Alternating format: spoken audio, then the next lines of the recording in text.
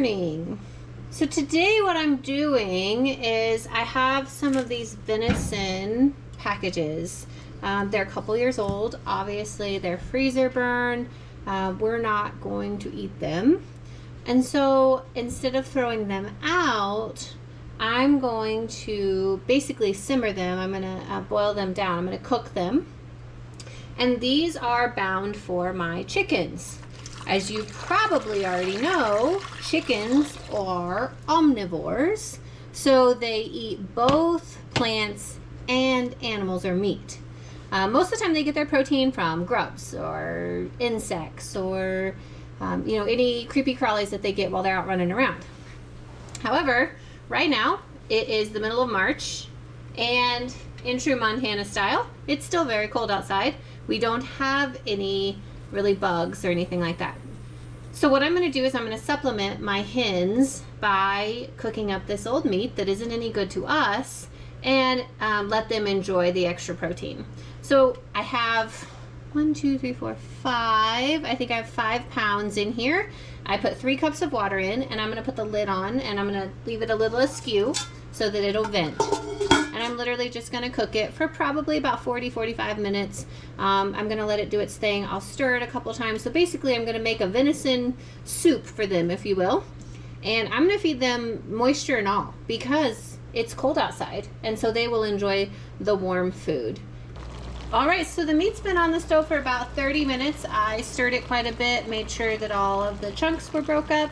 It smells amazing.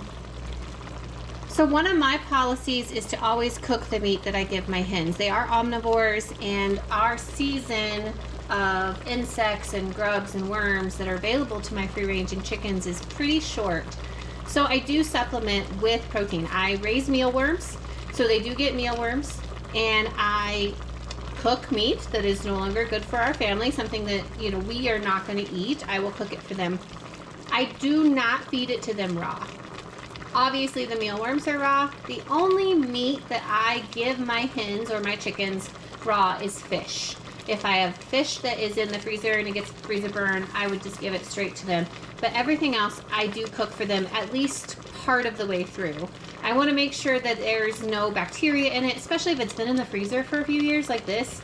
It has some freezer burn. I want to make sure that this meat is safe to give to my hens. They're going to love it. They do need the protein because they're just not getting enough from their environment. The thing about protein though is you don't want to overdo it. So I give no more than a 1/4 cup of, say, this cooked meat per hen. Now, for as many hens as I have, that would be 75 cups. This is obviously not 75 cups. So we are well within our limit. The big thing is you want to make sure that their grain and vegetable diet outweighs their protein diet. Protein is very important to them. Their feathers are mostly protein. If they're molting or brooding, they need additional protein. So it's one of those things you're going to definitely need to supplement if you are in a cold climate like I am, but you can overdo it. So just be careful with that.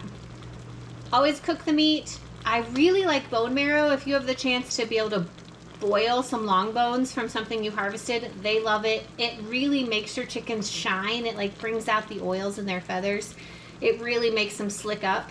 Before we take show animals in, but the show birds in, we give them kind of a stew made out of bone broth because it just really helps them to just sleek up, and they just look their best for the show. But really homesteading is about using your resources wisely. So we took this, this frosted over venison that wouldn't have been great for us to eat. We didn't want to eat it. It was old, and instead of just throwing it out, instead of just, chucking it, we're going to use it. We're going to make this wonderful meat that this wonderful deer gave us. And we're going to turn it into these beautiful eggs that our family will enjoy, as well as several people in our community. Okay, so as this cools down just a little bit, I'm going to get ready to put the meat in a livestock feeding pan to be able to take out to the hens. Hello, all right, so we are in part of their flight pen. So this is a pen that's fully covered so they can get away from predators. And they are already sure that I have something for them, as you can tell. So let's see what they think of the meat.